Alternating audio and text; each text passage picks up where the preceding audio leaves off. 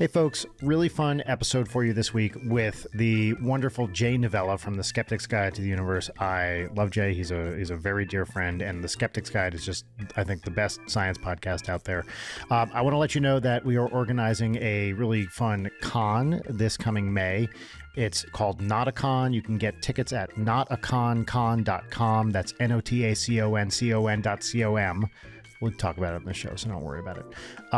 And come hang out with us. It's just kind of a few days of hanging out. Also, usual, patreon.com/LightNight, all the stuff, video episode, ad-free. You get it. I say this every week. Anyway, enjoy the episode with Jay. Come to NotaCon.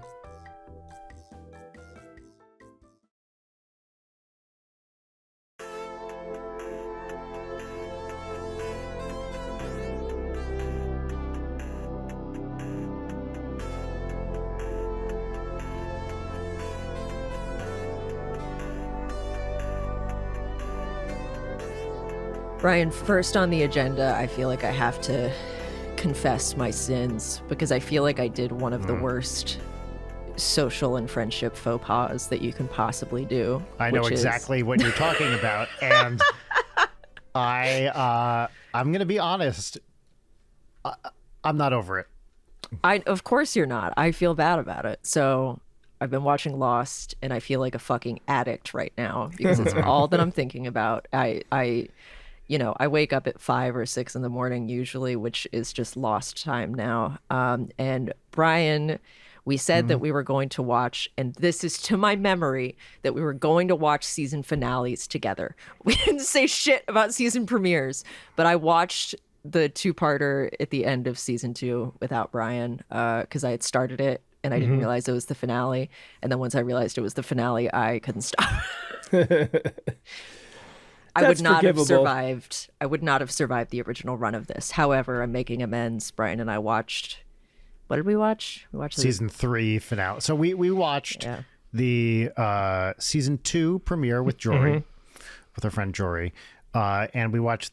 Just Layton and I watched the season 3 finale last night. I actually took time away from my family to watch an episode of Lost, a supersized episode of Lost. With you. Yeah, because mind you, I had watched the season 2 finale the day prior. And I cannot believe the clip that you're operating at. It is. Do you know what I did this weekend? I laid in bed and I watched Lost, and I didn't do any fucking thing else. Let me ask you guys a couple of questions. So I forget, how many seasons are there? 6. There's 6. So you're at the end of 3. I've started 4. No, I'm like no, 4 episodes into 4. Yeah, what you fail to take into account, Jay, is that Layton finished season 3 last night, which means she's halfway through season 4 right now. I'm not halfway through. Okay? Season 4 is short. It was shortened because of the writer's strike. So I believe there's only 14, 15 episodes in season 4, something like that. So you're not halfway through, but you are a significant fraction.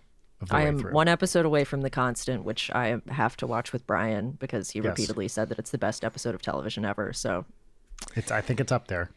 So I have to be careful because I don't want to ruin anything for you. But did the ending, get to you in any way through, just the collective mind out there? Like, do you know what happens? You mean the end of the whole show? Yes. I've heard murmurings of it, but it's not. Like, I love The Sopranos, and I remember when the finale to The Sopranos ended, and my mom was furious about it. So, like, I always knew the ending of it going in, but I can't say the same for Lost, which is good. I was unspoiled on the ending of season 3, so, and I was taken in by the little switcheroo that they do there. Yep. So, ending was very surprising for me. See, I was curious because you are, Layton, one of the most media savvy people I know. So I was like, oh, she's going to figure it out. Look, okay, Lost spoilers here up until the show's been on for 20 years. We're going to spoil. Yeah, I think we're good. Statute of limitations is. In season 3, the big thing that they do at the very end is you're so used to these flashbacks, and then there's a dawning realization at the very end of season 3 that what you're seeing is what they call a flash forward to life after they get off the island.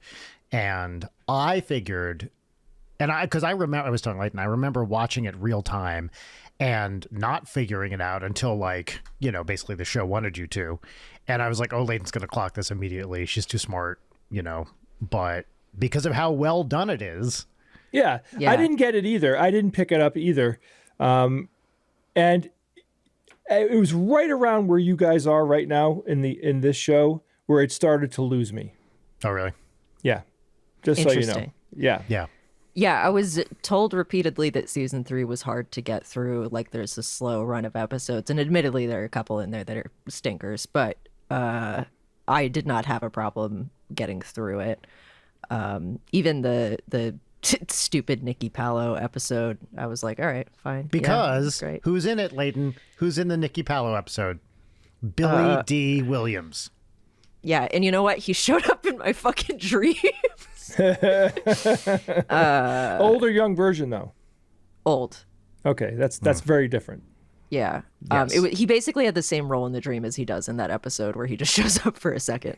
I haven't seen this episode in, close to 20 years. I remember him wearing like a big hat and kind of like a cape thing. Is that right? I don't think it was a cape, but But some big kind of hat very was definitely stylish, present. like, thing. Yeah, over the top Yeah. strip club owner. All right, shit. so how are you liking the show? I am enjoying it very much. I have not had this sort of like rabid investment in a piece of media since the first time that I played Fallout New Vegas, where I played out of 72 hours. I think I played like 50 hours of it in Oh a my 3-day God. span. That's not that hard though. All gamers Yeah. out there can pull that off. Yeah. Yeah.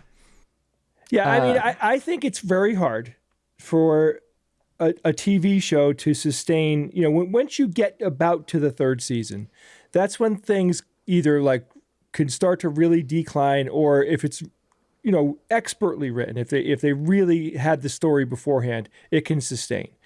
And I can mention a handful of shows. I mean, like Game of Thrones as a perfect example. I read all the books. But if you notice the difference between season 3 and season 4, there was a pacing change. Like you could feel the difference. And I think that it's not uncommon. I mean, if you get 2 or 3 good seasons out of any TV show, even if the later seasons suck, I think you win.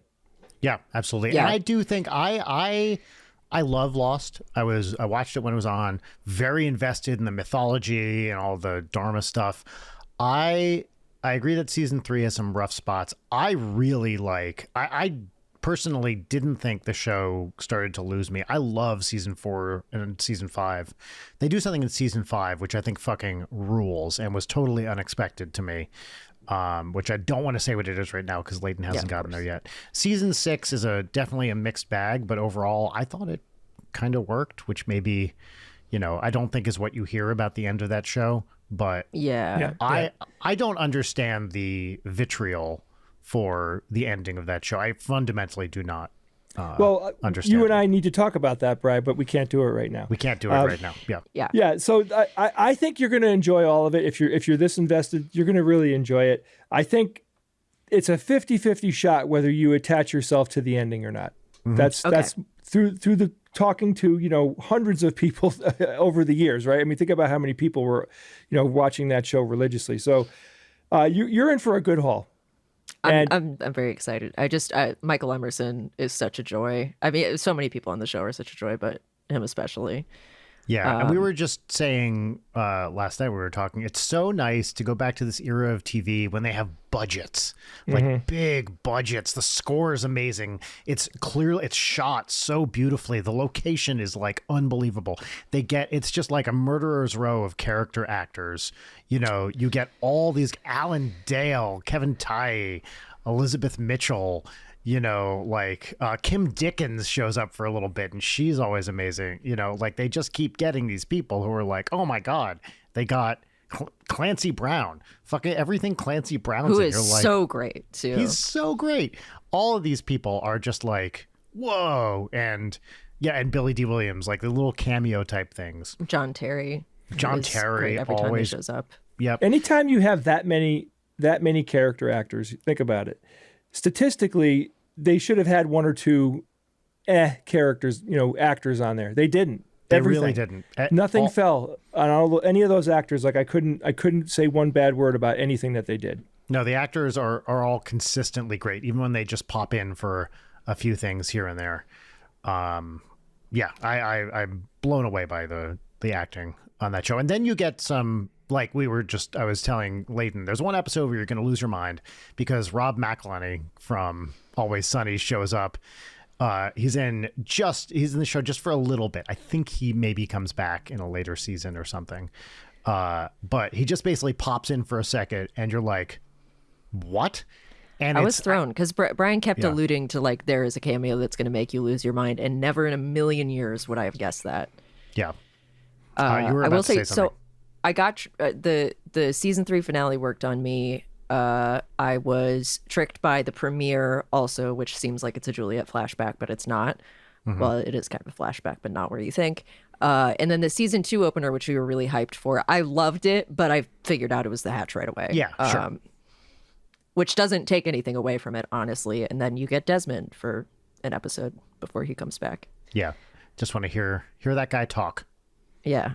That was a big thing when they figured out when the reveal happened, when you find out that there is a hatch and all that stuff. I remember being like, everything to me as the onion peeled away, it was getting more and more interesting and more weird, right? It just it rolls out with the weirdness. And that's part of it that I thought was really interesting in the first few seasons. I was like, wow, this thing is so complicated. It's unbelievable. And that's it. That is a tough way to write too. I mean, did you read anything about their writing process and what the whole deal was behind the scenes? Oh, no, yeah. but it sounds like it was kind of a mess. Well, yeah, I mean, I listened to the podcast. I know one of the creators, like, talked, to them about this. Like, I've heard a bit of the behind the scenes stuff. And it's amazing. The podcast itself was like, I used to listen to it driving back and forth from. Yeah, I listened to it too. Yeah, they were great because they would go into it, and a lot of it kind of came down to, and I think they've talked about this a bit afterwards, is the struggle between having a hit show where you need 22 episodes or whatever it is a season and wanting to do the kind of storytelling they wanted to do. Yeah. And trying to appease both of those things at the same time is pretty nuts, especially during a writer's strike, which happens, right around where you are right now, I think, Clayton. It's like the fact that they pulled it off, I think Jory was saying this when we were talking to him, the fact that they pulled it off as well as they did is nothing short of a miracle. Yeah, I agree. Like, that's a ton of content they made, and there was so many twists and turns in that story. It's really impressive how they sustained it for that long. Yeah. The thing about the podcast, and correct me if I'm wrong, Brian, but I think that was the very first podcast that in my life that I know of that was a after the show, let's figure out what's going on in the episode type of podcast, which are so popular today. Well, I think you are wrong because I think it was happening while the show was airing. So I don't think it wasn't a rewatch. They would just, like, Lindelof and Hughes would, like, get together and talk to. It's been so long since I've heard it, I don't quite remember. But it wasn't like, let's go back and watch it. And they didn't want to, as the writers, they didn't want to really come down on one side or the other of what's correct versus not. But it was it was more like a behind the scenes look than a rewatch type thing. Yeah. So what year was this? Do you remember what year? It like started 2004. 2004. All right, so we had the internet. This is what I'm remembering. I'm remember. I have to put. It's been so long, guys. How do you remember? So the idea is that this show, I was involved in the let's figure out what's going on online activity. I was reading a ton. I had tons of opinions, and to me, it was like the first time I ever experienced that because. This show, the mystery in this show and the amount of question marks that come up in this show is immense. And any theory was legitimate because nothing was grounded, right? Like when you find out an answer, a couple more questions appear. So it just keeps, unfolding and becoming more complicated on top of itself, which I found absolutely fascinating. That blew my mind how intense just talking about what happened in the last episode. It took a week to kind of dig through the whole episode, and then the next show drops, which was great. And I think that people talk about the show as one of the first ones because of when it was, mid 2000s, that people could like pause it and screenshot and then go online to discuss it. And the show the creators are writing stuff in that's designed to be paused and investigated, right? Like when they're in the hatch and the thing drops down, you see this map, right? That map, I remember looking online and seeing detailed like discussion with drawings on the map and that sort of thing. What's the question mark, et cetera, et cetera. There's like really, a split second of the Dharma logo on a shark that swims by. Yes, right. Very blink and you'll miss it. Yep. And so I think were very, very deliberately feeding this kind of online speculation, with these little Easter eggy sort of things, which was fucking awesome at the time, being like, hey, what do you think this means? Now, the tricky part was, of course, due to the way the thing was made. Sometimes these things just didn't go anywhere. Sometimes, it's hard.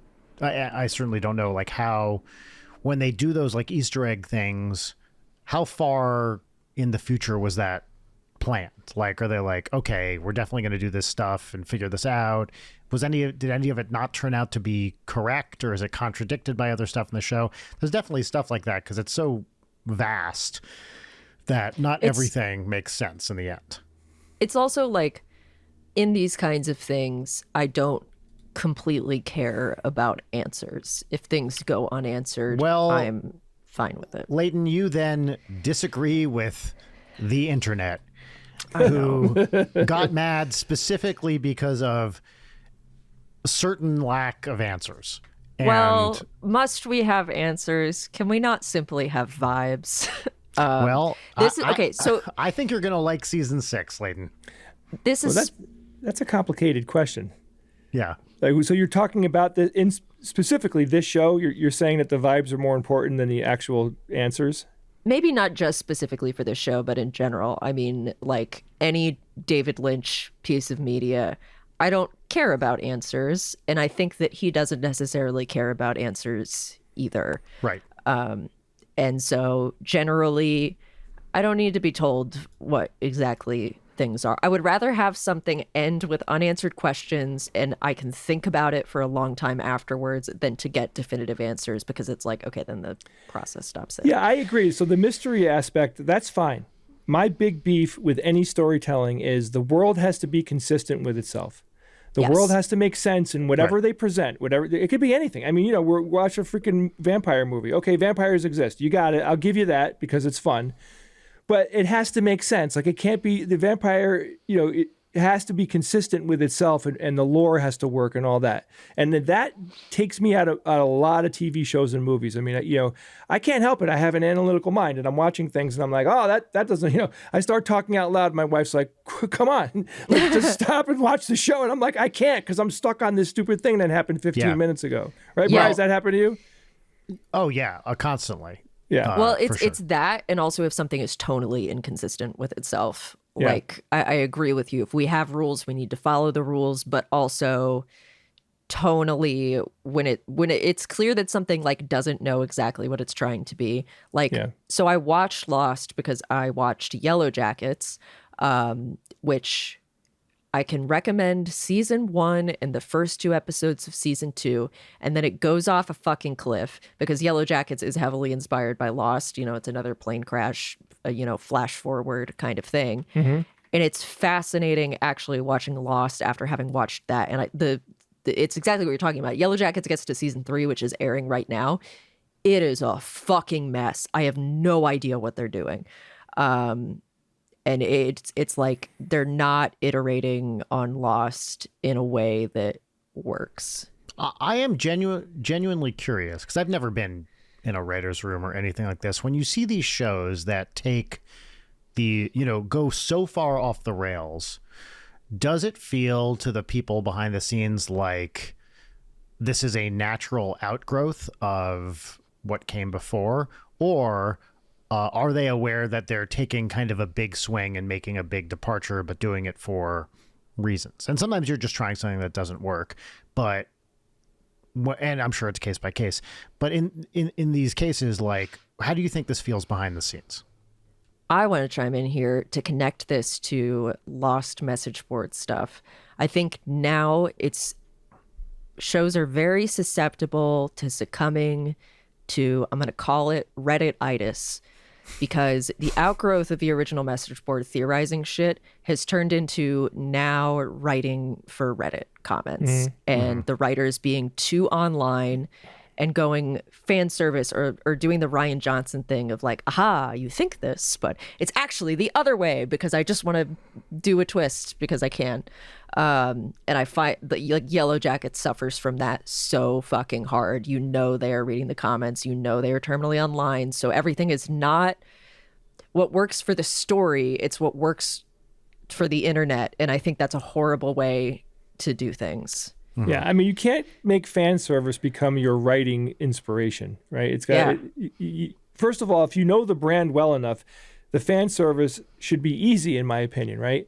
There's so many examples of this. I don't even know how far down you want to go into it, but when they do that, it's clear to me when writers are responding to what's going on with the chat online that they don't actually have a beginning, a middle, and an end to their story. Which, if you get yourself into a situation where you're in the middle of a story and you have no ending, you're screwed. And a lot of TV shows do it just for what Brian said, because the demand is there. Hey, this show's hitting it. Come on, we need 4 more seasons out of this thing with no concept of like whether the story can sustain that or not. So, and I personally think that there's more of that going on than people actually think. And I feel like I can tell when a story has a real beginning, a middle, and an end.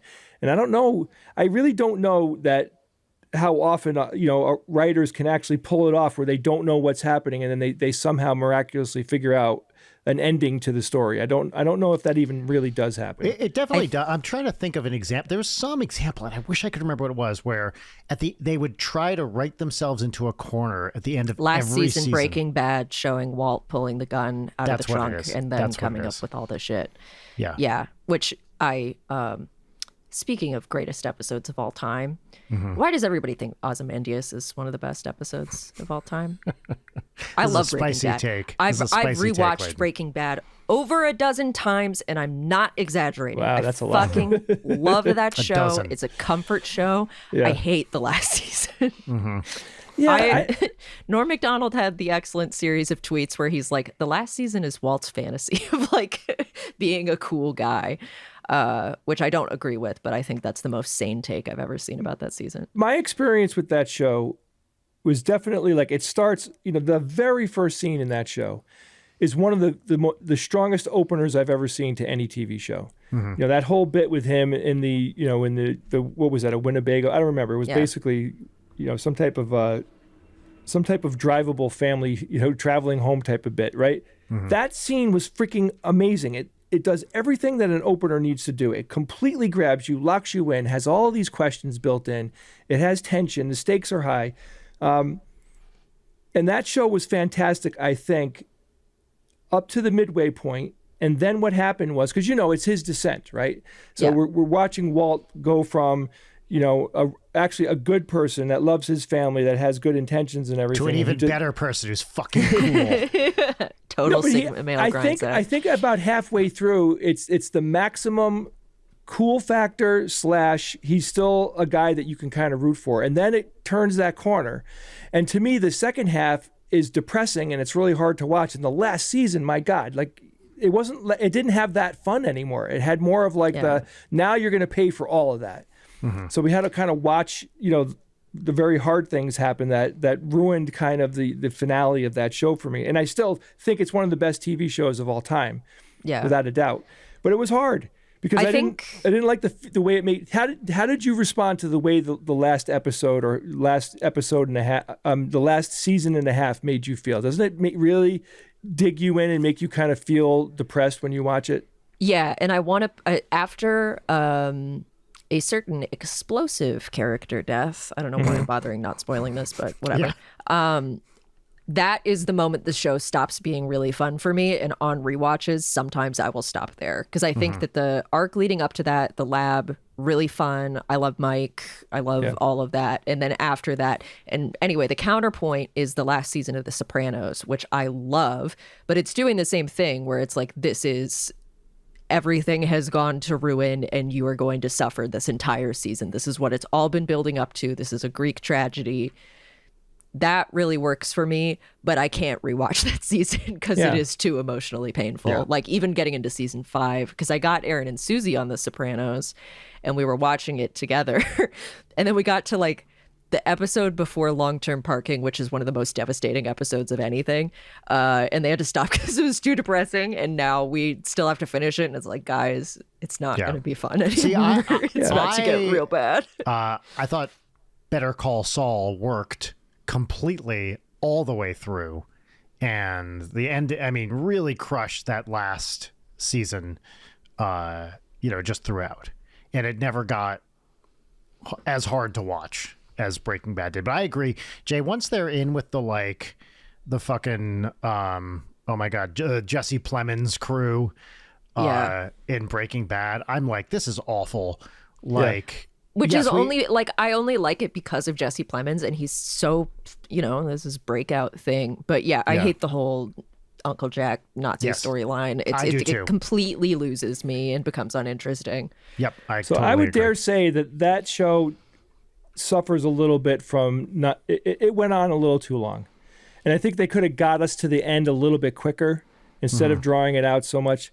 Again, that's the politics of TV production. They got to make the money. They got to make all sorts of people rich and happy. They're probably making most of their money the second half of any of these shows anyway, right? Because they're being picked up and tons of viewers and everything. So I get it, but I'll tell you, when you watch a 1 or 2 season TV show that comes in strong, has a awesome middle that keeps you engaged, and then ends really fast and really hard. Like, to me, that's the better version of storytelling. Yeah, not something that drags on for like 5+ years. And this is Late Night with Brian Wecht, and wow, my name is Brian Wecht, and across from me we have Leighton Gray. Say hi, Leighton. Hi, Leighton Gray, resident person infected with Reddit-itis. Late stage Reddit-itis. Mystery guest. Who are you? Well, I could identify myself as a long-time friend of Brian's, but it hasn't been that long, Brian. How long have we known each other? 10 years now? A little more. I think I spoke at Nexus in 2011. Yeah. So, I mean, we're coming up on 15, I think. So wow. Brian and I met because he asked me to do a story collider. Remember that, Brian? Well, I think was that after Nexus or was that before? That was during Nexus. It was during Nexus, yeah. Yeah, it was during. Right. And Nexus, so, what's your name? My name is Jay. Jay Novella. I am I'm a co-host and producer of the Skeptics Guide to the Universe podcast. Yeah. And I'm a producer of a ton of other things that we do. Basically, all the other stuff that we do are all of our live shows. We do live podcast recordings. We do a live stage show called A Skeptical Extravaganza of Special Significance. And we do conferences and a ton of other stuff. So my job is based around the podcast, but we have, a science fiction review show, and we're about to start 4 new shows. Yeah. This summer. Yeah. Media empire is how I would describe it. So I was listening to Skeptics Guide before we met. This is actually, how we met pretty much. I forget how I got turned on to you guys, but, somewhere around 2009 or so, I started listening to you and was just like, I love this show. This is great. It's the perfect blend of informative and entertaining, and just what I love about you guys is it's just so fucking reasonable. Like, there's no, there's honest discussion and disagreement, but every person on the show, for those of you who don't know the show, first of all, you should, because it's genuinely great. Skeptics Guide is 5 main people. You've got the 3 brothers, Jay here, Bob, and Steve. And Steve is a neurologist who's just about to retire, and that's the origin between the new shows, I should say. And then you've got Evan and Kara, who are not in the Novella family. And to a person, all of you are just super kind, awesome people. And The takes are, no one's looking to do hot takes. You're not driving engagement through controversy, which in 2025 is kind of an actual achievement, to be popular but not be controversial. Right. If you are controversial, and I would imagine some people, and I don't need to imagine, I know some people get mad at you for having science-based and rational takes. The only reason you're controversial is because people have fallen off the fucking deep end with media and scientific literacy. But I love the show. Yeah. We could be controversial about vaccines because we support them, because we've got decades, 100 years of research and knowledge and statistics that show how blazingly effective they are. Yeah. But we get emails where people still can't believe that we support vaccines, even though, the information that we have about them predates their existence by half a decade. Yeah. What's the funniest email you've ever gotten?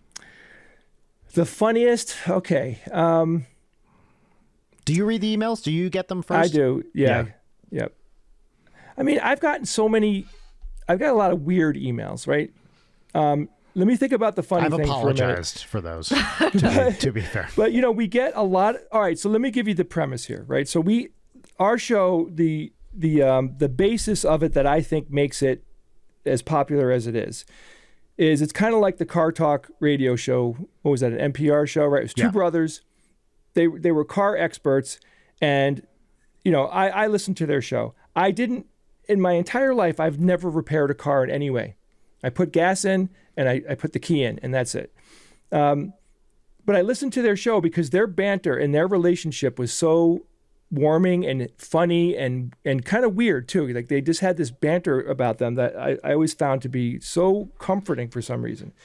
And then when we started to do our show, we realized, this whole thing about, me, Bob, and Steve having these deep discussions with my family growing up around the kitchen table. And we were talking about science fiction and science and all sorts of stuff like that. We get into these, like we would be talking an hour after the meal stopped. Yeah. And you guys are your Connecticut Italian-American family, this is, and everything is just revolving around this family dynamic. Definitely. And we're way into each other's pockets too. It's like there, if anything, there is no barrier between what we have to say and think about each other. And, but the bottom line is the show, I think, is great because a lot of people connect to it because they feel like they're part of this family, right? So getting back to the emails, we get emails where people get incredibly personal. They will go into I got an email last week where some guy's like, can I please talk to Dr. Stephen Novella? I'm having, some problems and I need to talk to him. So I write the guy back and I was like, are you talking like you have neurological problems? Do you have a headache problem? Or do you have mental health problems? And he writes back, well, yeah, it's both. So I don't know what to do. So I write them back and I'm like, Steve can't give out medical advice, it's really not the thing that can happen like this. And if you wanted to make an appointment with him, that would be another thing, but he can't just give random people advice. There's all sorts of things that could be devastatingly bad about that, right? Sure. But there's a lot of that. So we get these really long emails about people telling us about their lives and everything and how we influence them. And it gets into this, they're really writing it like they're writing to friends. And I'm not putting any of that down. I mean, I get it, and I'm happy that we provide that for people, but it could get kind of hard because I ride their story. You know what I mean? I have to read through these emails, and people have really hardships and, bad things that are happening to them. And they're saying, the podcast kept me alive during this horrible time. So that is actually emotionally draining, especially for someone who I have depression and anxiety, and I don't need anything to poke those. I can manage it. But I need the world to leave them alone. You know what I mean? We get the same thing with Ninja Sex Party, and it is something I am constantly conflicted about because there's nothing more meaningful than hearing, you really helped me through a tough time. And sometimes tough time is the understatement of the year, Yeah. But you also cannot engage with that directly for a variety of reasons, legal, moral, et cetera, but it's hard not to to really feel it. This is something I think I've talked about this on the show, and maybe Jay, we've even talked about this. I remember hearing Caitlin Doughty, the Ask a Mortician, I think is her thing. Or I forget exactly what the name of it is, but it's something like that. And she was talking about, what skill set do you need to have as a mortician? And the phrase that she used, which has really stuck with me, is sympathy, not empathy. Which is, of course you're sympathetic to people, but you cannot internalize those feelings, because then that's just devastating. So you learn how to react to it in an appropriate way without, taking it inside you and having it, really derail anything you're trying to do. Because you're right, you can't internalize that stuff. I can do it to devastating. a certain degree, but I can't turn it on and off. I tend to write a lot of people back, trying to give them some type of support. I don't know if you do this, Bri, but I have a bunch of responses that I've saved. So if somebody's writing in about mental health issues, I'll and if I want to respond, I'll respond to them with their specifics, but then I'll be like, and here's a whole bunch of resources for you, go to these web pages, this is how you look for, a psychiatrist, those types of things. And it helps. I mean, I think people are getting some benefit from that, but we do get a lot of fun emails. We get a lot of interesting stories from people about like just some weird things that happen, or, you're talking to a scientist who's in Europe and they're talking about like the way things work over there versus the way they work over here. I love all that stuff because it's just interesting, and it's things I wouldn't otherwise know, right? It has to come from somewhere. And I'm sure you get plenty of combative, like, fuck you for blah, blah, blah stuff too, right? A percentage of our audience has come from people who are, quote unquote, are on the other side, wanting to see, just how stupid and wrong we are, right? And then what happens to a percentage, and I don't know, who knows? I mean, it's impossible to find out, but a percentage of these people write us and they'll say, I came over, I was a, Christian nationalist, whatever, and like dyed in the wool, whatever, and name any cult or religion. And we've brought people back from the dark side because we don't come out swinging. We're not like, hey, if you're religious, you're an idiot because you fell for all that crap. That doesn't do anything. All you're doing is like making a small portion of the people listening. It's also wrong. Like, it is wrong. Fundamentally wrong. But there's a lot of podcasts out there whose basis is to just put people down. And, in the realm of politics, I'm 100% there, because I do believe that, of course, there's shades of gray, but there's clearly a right and wrong going on. And I find it very hard not to express that. But when it comes to things like religion and things like that are more insidious and hard for people to shake because they were born with it, right? They're just handed this way to think about the world, and it's very hard for people to shake that. But the idea that we've helped people kind of find their way out of those very hard places to get yourself out of, it's because the show is just a bunch of people that care about each other, talking about really fun and interesting topics. And, we'll get excited about geeky stuff and things like that, but we don't rag on people. We just don't do it. Yeah. And the fact that we've helped people find their way out of some of the most difficult religions to ever extract yourself out of, to me, is fantastic. Yeah. So that's it. And I would say, let me give you the funniest thing that happens, but it isn't like really humor based. It's more perspective based. So we will get an email where someone will write in and they will be furious about something and arguing and directing it at Steve, right? Who's the primary host of the show. You're wrong about this and this and this and this and this. So Steve does this every once in a while. He'll slow everything down and go, okay, let me go through you with this point by point. And he really takes the time, and the person will write back and they're insulting him. And then you can watch over the course of like 20 emails, they start to soften up. They start treating Steve like the way he's treating them, which is kind and professional. And then he turns them around. And I've read this over and over and over again. And a few things are happening. One, I can't believe my brother has the patience to do that, because it's hard. It's so hard. Right? You're getting people insult you and put you down. And for him to keep doing it. Now, it doesn't work every time, of course. But the times that it does, to see that person actually absorb the information, be able to like think about it rationally, and turn a corner with their attitude and with their whatever was going on, to the point where they're apologizing. I'm so sorry I can't. And he did it the right way, because you don't win arguments by calling people assholes. You don't. Yeah. No. You can't. It just feels good in the moment. And I like the way that feels sometimes. And sometimes it is totally warranted, but that is not a long-term solution. My general mentality is the strain of the above board fuck you, which is when I have that anger at a person, my mission is then to manage that and then be incredibly decent to the person in a way that which it is often very not deserved. But in terms of me feeling okay about things, I would rather take the high road to the point that they're probably going to feel bad for being such an asshole, because I'm giving them the grace to come back from it. And that's hard to follow, but I feel like many, many good things have come out of the above board fuck you instead of just telling someone fuck you. Yes. And Leighton, if you're doing it online, right? So I won't go into the actual politics, but in that arena where I've been arguing with people on Facebook and lots of other social media about the politics in the United States, right? And I made a lot of mistakes early on where I was just like, I just couldn't deal with it. It was so obvious to me that things were weird and wrong, and that there was an order to things that you can't sneak around a corner here and prove something because, of your ignorance, right? Like that's essentially what I see is going on. Because they don't get it and they don't agree, it's wrong.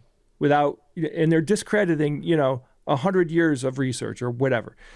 But what I realized is that I really wasn't talking to the person that I'm talking to. I'm talking to all the other people that are reading it.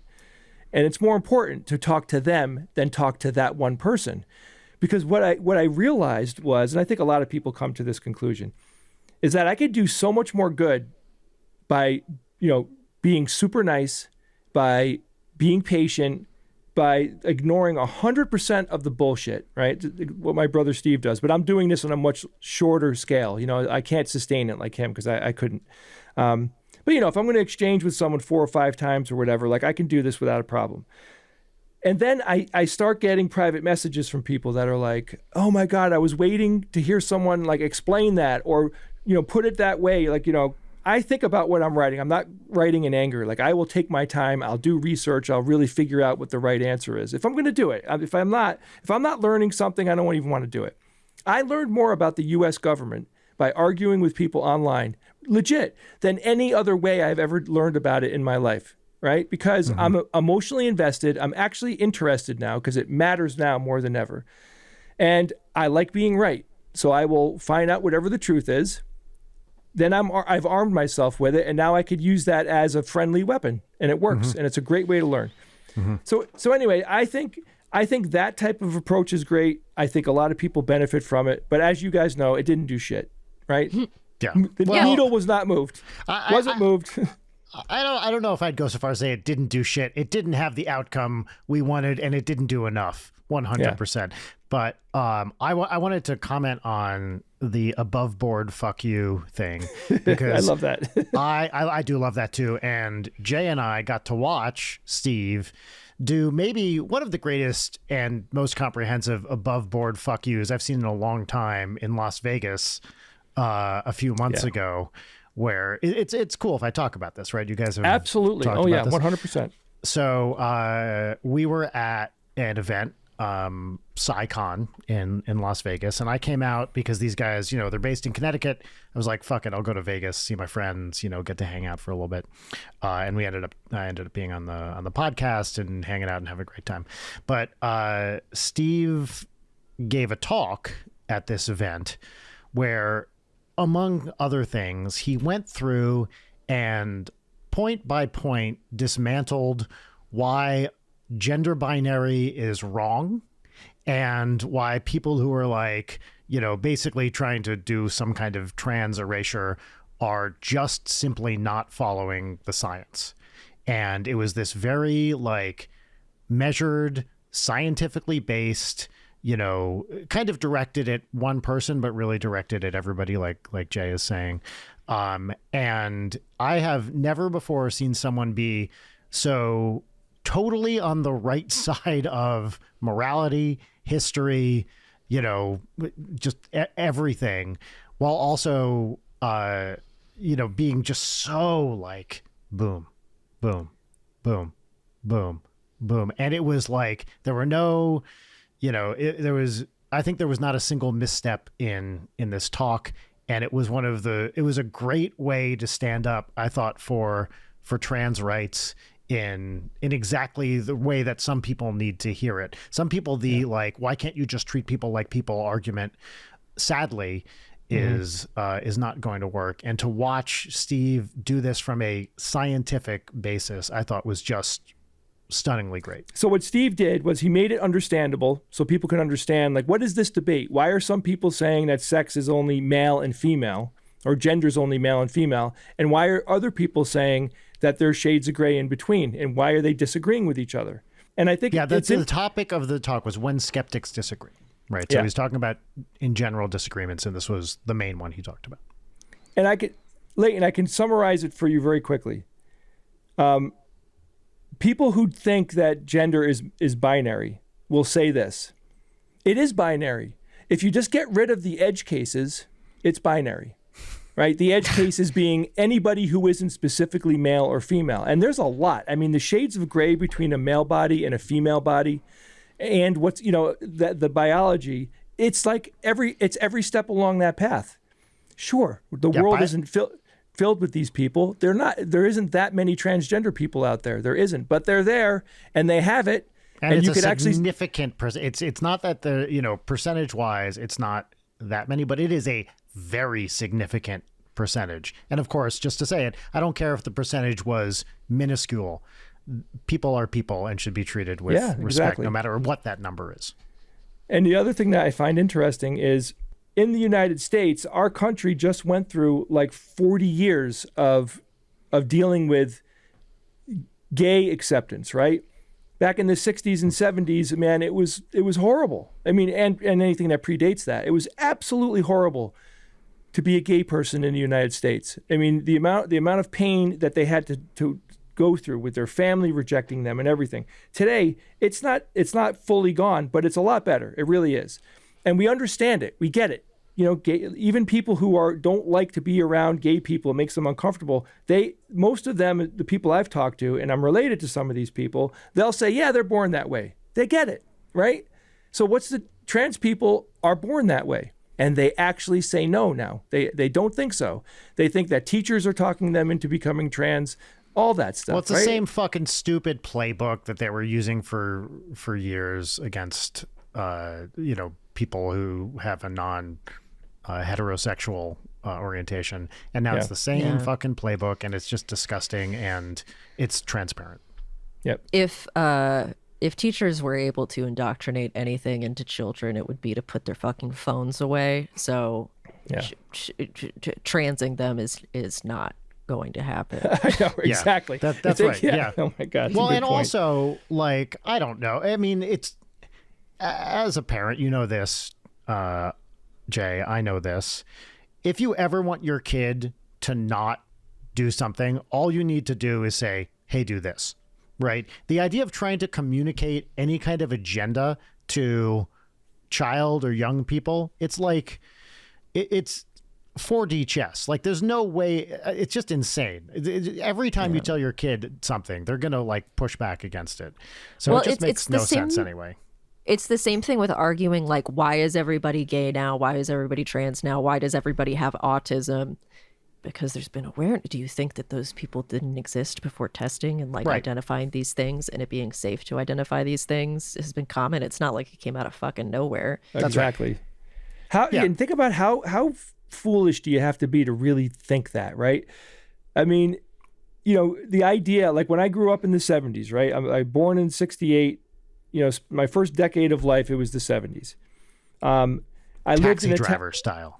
Right. But I lived in Connecticut, right? So there wasn't a lot of non-white people, and everybody was Republican. And at that time, the economy was getting better and things were going well, and everybody thought that, everybody had a good life. You know what I mean? It was such a bubble. It was the biggest bubble I was ever in my life. And then, you know, as I got out of it and started to grow up and started to meet people from diverse backgrounds and everything, it really was an eye opener, and I rolled with it, and I liked it. I liked meeting people that were different than me, and you know, as hard as it was for me to find out that some of my friends were being abused by their parents and stuff, it was reality, and I learned to understand it, right? Then the internet comes around and social media, and then I connect with people that I grew up with in that town, right?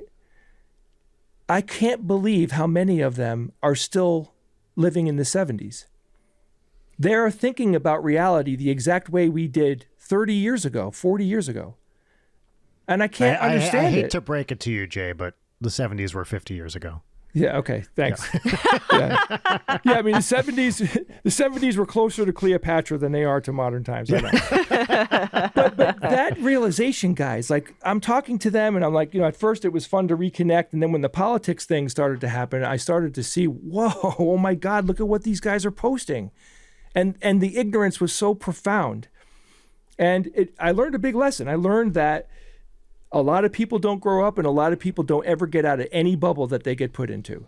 That's right. I mean, what's the stat? You know, what percentage of people in the U.S. even have a passport? Like, people generally, I don't know about the rest of the world, but certainly in this country, are kind of just, you live where you grew up.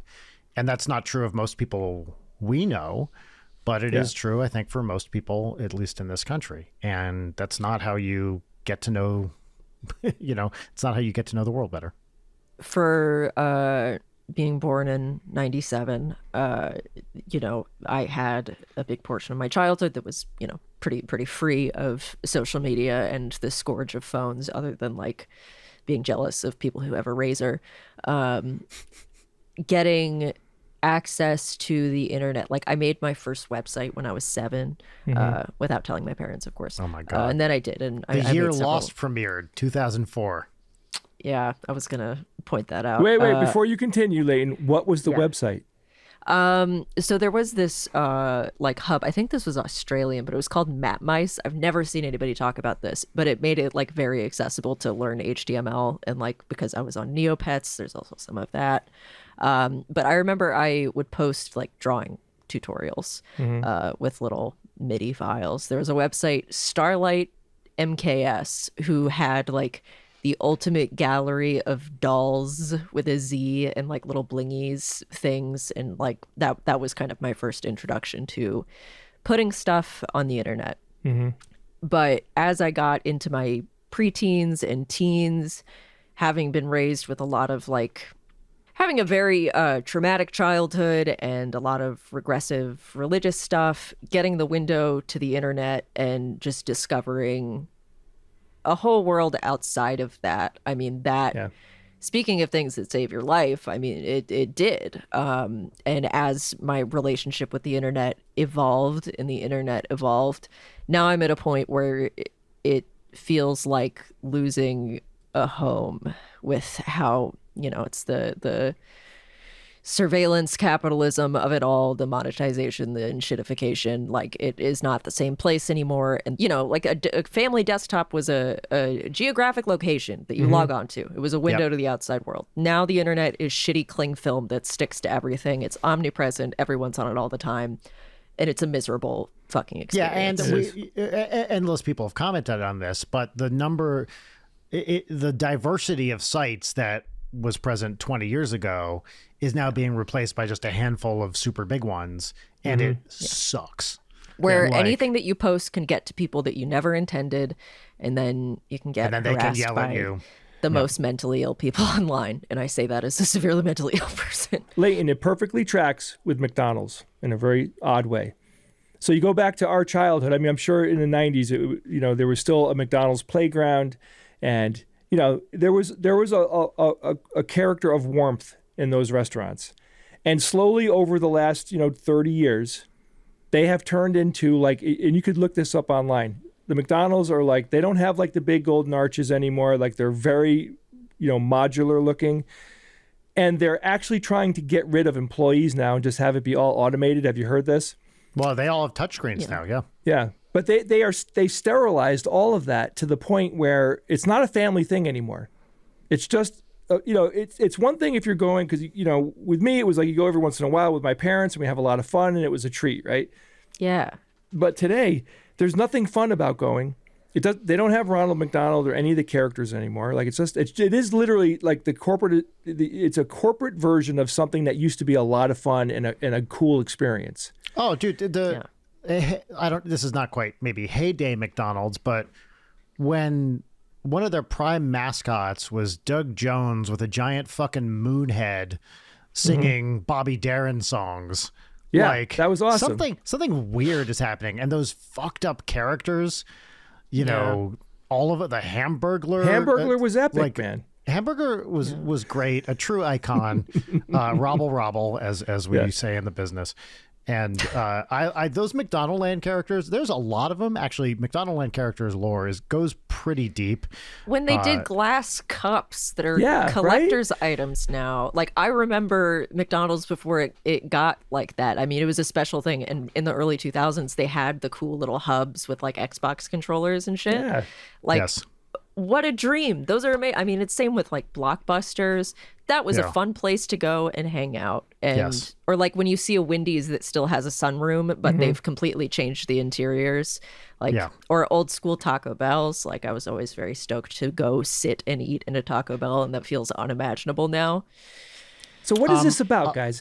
I mean, before we get into this, I have a very important McDonald's question that I've actually never asked anybody, and I'm all right. This is trying to figure out if this is just like, if this is my memory being fucky or what.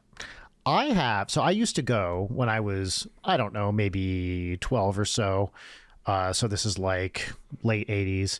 There was a local mall that had a McDonald's and an arcade in Jersey. And I'd go to McDonald's and I always get a quarter pounder with cheese, some fries, and then I'd go to the arcade. I'm talking about fun and games in the Willowbrook Mall. And I'd play, 80s arcade games, which are still the height of video game design just across the board. Now, I remember at some point, I don't remember exactly when, but at some point, probably in the late 80s, ordering a quarter pounder with cheese and taking a bite and being like, what? And then realizing that there was mustard on it. So I feel like at some point in the late 80s, maybe early 90s, McDonald's started putting mustard on burgers in a way they hadn't before. And I don't know if this is actually true. Maybe I just never tasted it up until that point. But I am very curious if they started adding mustard specifically to quarter pounders at some point in the late 80s. They do not come with mustard anymore. They don't. Okay, so maybe... I say this as someone who eats a lot of quarter pounders. But did they for a while? Am I wrong? I might just be completely off base. I don't know. I mean, that's a good question. I would chalk it up probably more to an anomaly of some employee doing something. You know what I mean? No. But it was regular because I kept ordering it and they kept putting mustard on it. So it was definitely like a thing. It wasn't one time. Okay. Because that was my initial reaction tue. Oh, this is just some mustard crazed employee putting shit all over the place, right? I can help you a little bit. Please. I'm 100% sure that this isn't an altered memory or a dream or whatever. Like it happened many, many, many times. I go to McDonald's, I open up the burger, I might take a couple of things off of it. If they put pickles on there, when I was a kid, I didn't like pickles back then. I love them now. And I absolutely remember the splotches of red and yellow on the burger, on the bun. Yes. Like that. They had it. It was there 100%. Okay. Now great. I wasn't getting the quarter pounder though. I was getting, like the regular hamburger, the small like kids hamburger, or whatever. But yeah, that was in play. So don't feel weird. Okay. There's no Mandela thing going on here. That's the Mustardella effect. That's the episode title. As we all know, human memory is infallible. So, that Mandela effect stuff, totally alternate reality. Yeah. I want to talk a little bit. Oh, sorry. I interrupted you before, though, Jay. You were about to say something else. Do you remember what that was? I'm old enough where I had something that's gone. And I think the question was, what is this all about? So this corporate thing, right? So it's become so blazingly obvious when you look at all the different restaurants and like the downsizing of portions and the buying less quality, food to make their food and everything. I mean, it just happened everywhere. It really is 100% and only about them making as much money as absolutely possible. And there is none of that integrity and understanding and care. And, like, why wouldn't they have the kids' playground at a McDonald's anymore? Because somebody in corporate probably, it's and like it's an probably insurance correct. thing or whatever, maybe, yeah. But they all do it. They all just strip away all of these like cultural things. You know what I mean? Like no one's going to remember like the modern version of McDonald's 30 years from now and give a shit about it.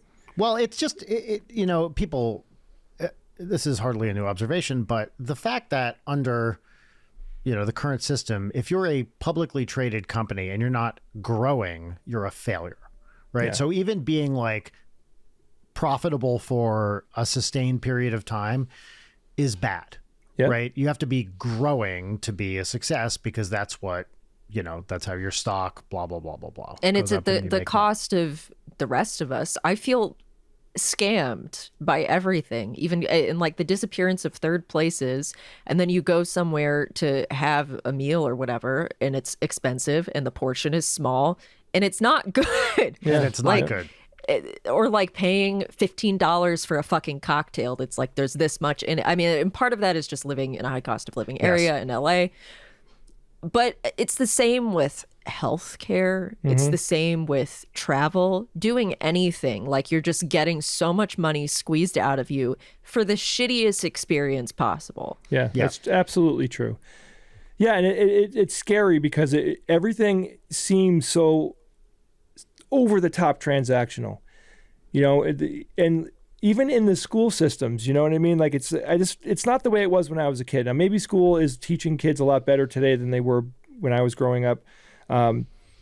But bottom line is like I wouldn't even call it sterile because sterile could have a charm of its own. It just has a coldness to it, a non-caring type of thing. Perfect example. I had a run-in with Uber Eats and DoorDash over the last month, right? My wife goes away for long travel, like she'll work for a week or 2 weeks or even longer. You ordered the same meal from both of them at the same time. Well, kind of. Just to see what would happen. Not at the same time, but like I will treat my kids, especially if like I'm doing my podcast that night, I don't have time to cook. I'll get them like Wayback Burger or something, whatever, right? And both of these companies who charge you a lot of money to do these deliveries, they screwed me in two different ways that were all in the same theme, which is basically they just don't give a shit, right? So Uber Eats, the kids' hamburgers show up like an hour after the website told me they were ice cold, and I'm like, oh well, I'll call up Uber Eats and they'll give me my money back. I mean, nope, like no, they just don't care. They said no? You asked for a refund and they said we no? don't, they said it very corporate-y, very nice in that corporate bullshit way. I'm so sorry for what you experienced, blah, blah, blah. But we don't give people refunds if the food isn't at your desired temperature. Well, and I was like, the desired fucking temperature is not how cold it is outside in Connecticut right now, which is 20 degrees. Well, here's my question about all that. So I very, very seldom order from these apps unless I'm like in an unfamiliar place. But when I have and they fuck something up, usually it's a missing item or whatever, and they always give you a refund. They'll be like, here's $5 credit for your missing item. Take a picture of what you got. Right, exactly. But I wonder, so one thing you could do, just theoretically, is report every item is missing. I wonder if you'd get a refund. But also my question is, who gets dinged for that? Is it the restaurant that fulfilled the order, or is it the person who, the driver who is just some, usually well-meaning person who just has a shitty job? Like, I don't know. I don't want the restaurant to get penalized because the fucking app sucks. You know what I mean? Yeah. I don't want the driver to get dinged for it.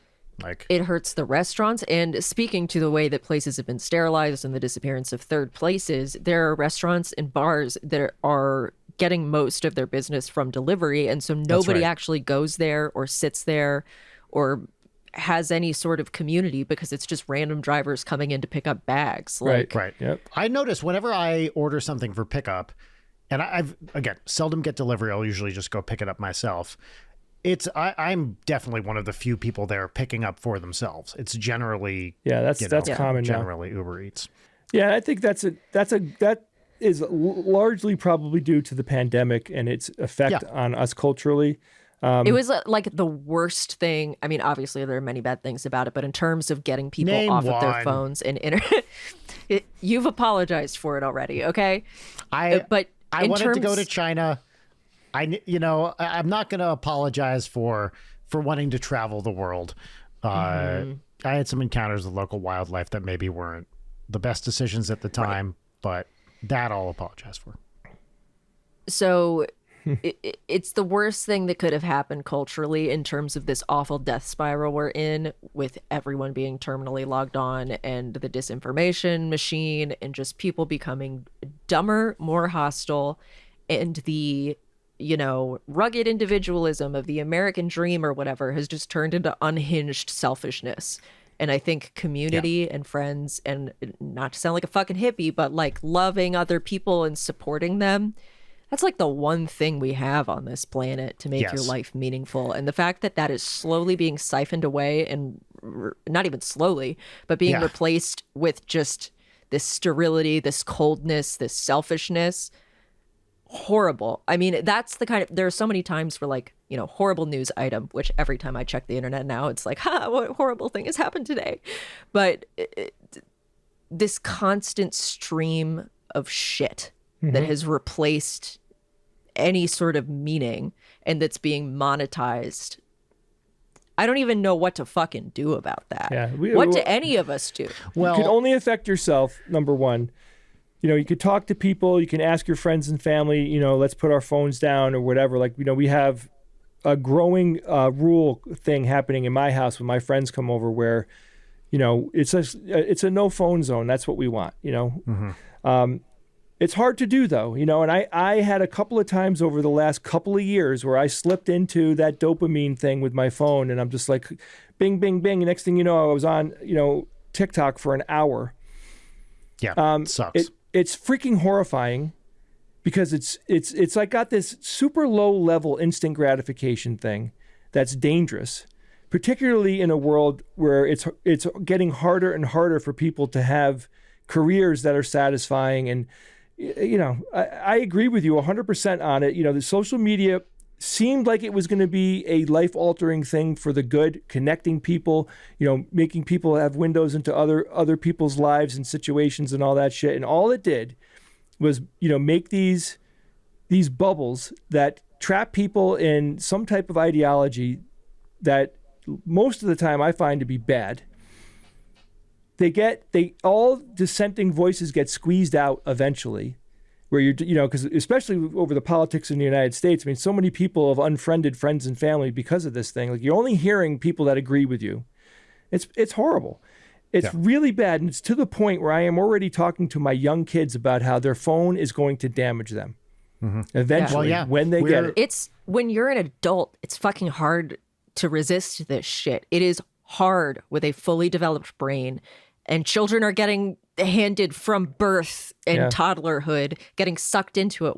I remember being a kid and being annoyed when my friends would turn on the TV and just stare at the TV instead of playing with me. Yeah. Now it's unimaginable. Children have no willpower to stop that, especially if it's all they've ever known. They're the most susceptible, and it's just going to groom. I mean, for all of the right's hand wringing about indoctrination, the real danger is that. Yeah.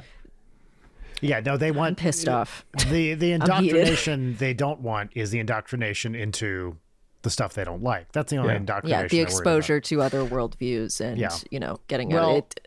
I want to talk about, actually, this kind of segues into something I do want to talk about, creating community and all that. I want to talk, Jay, about the community that we're going to be creating in a couple of months here at Nauticon. So, are you starting a cult? Kinda. Well, it's can one ever really start a cult? You can hope to start a cult. You can put out some feelers and see if anybody buys it. You have to be a real Rizzler to start a cult. You really do, and you don't really know. Like everyone has this idea. Yeah, I'd love to be a cult leader, right? Everybody thinks this, and then you try. You have you create a couple meetings. You do a couple spaces, and you kind of see where it goes. So you can't really go in with the intention. You can't go in with the knowledge that your cult's going to work. All you can do is kind of start down that path and hope for the best. Well, and that's what Jay and I are doing. Yeah. I can't. I'm really excited and looking forward to like the sex, because you're supposed to have a lot of sex when you're in a cult. Yes, and I promise I'm very good at it. So well, the people that are coming to Nauticon are too smart to fall for it, Brian. Unfortunately, unfortunately, that's why. Yeah, unfortunately. So, Leighton, this is what we did. Being a good cult leader is about being yourself and having fun. And just having a good time. Yeah. What we decided to do, right? It's very simple. Me and Brian go to conferences all the time. Been to hundreds of them. It's like, and what happens is there is such a formula to a lot of them. You go to a science conference, you go to a conference on skepticism or whatever. It's like, it's just they bring up 5 to 10 speakers a day, and you take the same breaks at the same time with the same type of food and all that, and it gets very repetitive, especially for people that work conferences or perform at conferences. It sucks, right? Yes. And Jay and I organized this Nexus conference we talked about very briefly, or at least alluded to briefly before. We organized that together for a while, and it was that style of thing. There was interesting stuff going on, but generally it was just talks. It was in that vein, right? So then what we realized personally was, one, is we really like the socializing part of it. And there really wasn't that much time for it because, when you go to a conference, typically they have lots of events happening. So you go to like different tracks where like there's talks happening at the same time in 3 different rooms, and you got to juggle which ones you want to go to, blah, blah, blah, right? Yeah. We said, all right, done enough of those. Let's have a conference that's based on people socializing. Let's just have a conference that's based. Yeah, that's it. I imagine just because the best part of a conference is always you meet new people who like the things that you like, and you hang out sitting on some grass or a bench, and you make friends. Exactly. I love this. Isn't that the highlight of it? It really is. I mean, always. So we just decided, okay, we're going to have light content. So we're not going to give them 8 hours of content. We're going to give them about 5 hours of content. It's all fun stuff. Yeah. It's all not, you don't have to think type content, right? It's just fun. And then, we have a huge break for lunch, a big break for dinner, a nighttime activity, and then a lot of time afterwards to hang out and socialize. So we did the first one, in 2023? 2023, yep. And we called it, what do we call it? It's called Nauticon. Nauticon, because it's not a con. Yeah. And we had about 300 people come to the first one, and it was so much fun. Leighton, I was shocked at how much fun it actually was. Now, I don't mean that in I didn't predict what the emotional response was going to be. Like, we knew what vibe, like Brian and I, we knew what vibe we were going for. But you can't really control that. You know what I mean? Like, there has to be a thing that happens with the people. And it just turned out to be like this really warming event where people made a lot of friends. We had people come up to us. There was one guy, I'll never forget this guy.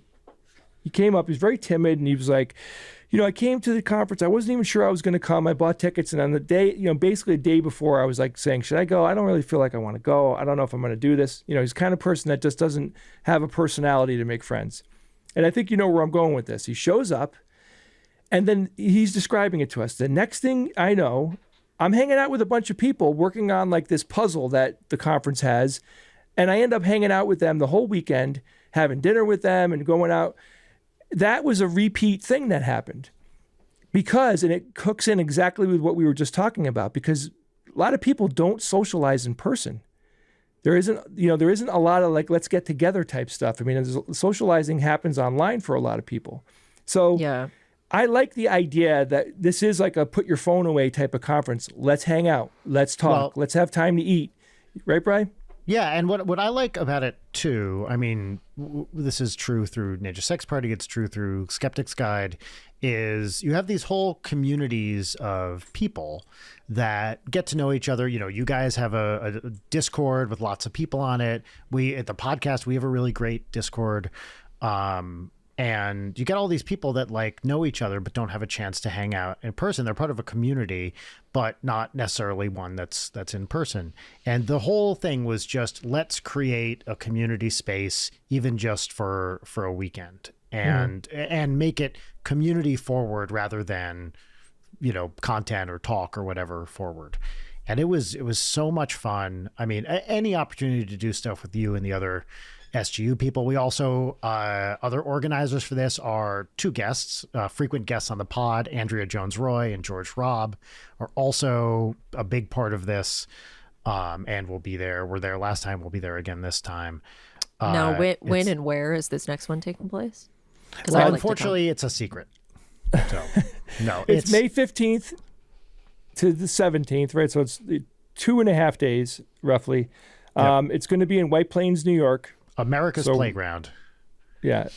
I mean, it's one of not the best cities in the country. No, it's fine. It's one of these places that like evolved. It seems like this town or city revolved around the giant mall that's in the middle. Like it has that kind of corporate vibe to it. But it's really close to the New York City airports. Yeah, you know, it's a suburb of New York, basically. Yeah, it's like a commuter city into New York City. Yeah, and it doesn't matter. Once we get in there, you know, we take over the hotel. And it really is a lot of fun because when I go to conferences like the ones where you have to speak at and everything, it's so schedule oriented and there's a lot of stress. And I find that like my sleep gets trashed because my brain's in overdrive. Oh yeah, it sucks. Right.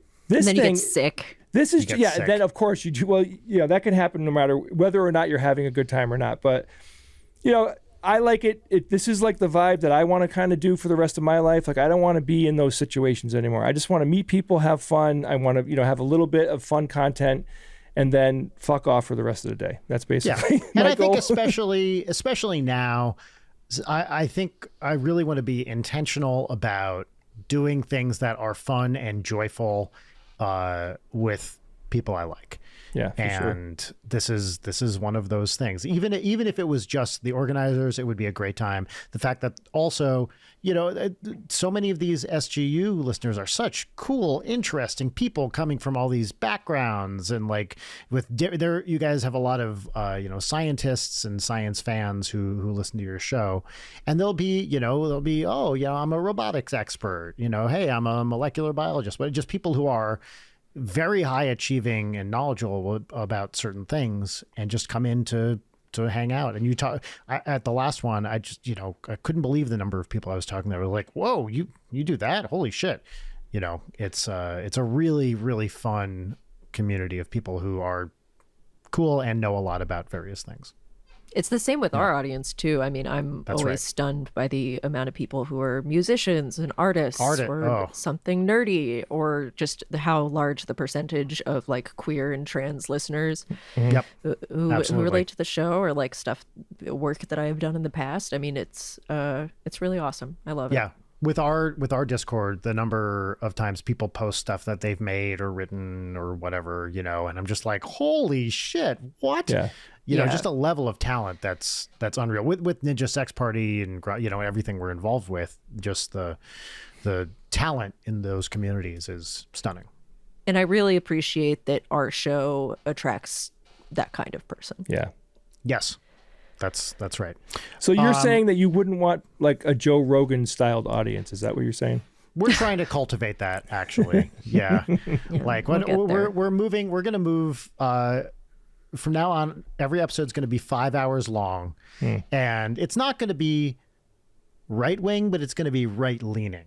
Yeah. I need to get a curtain to go behind me. Yeah. By right leaning, I mean right wing also. Yeah. Yeah. Sick. Right. I mean, we're always espousing.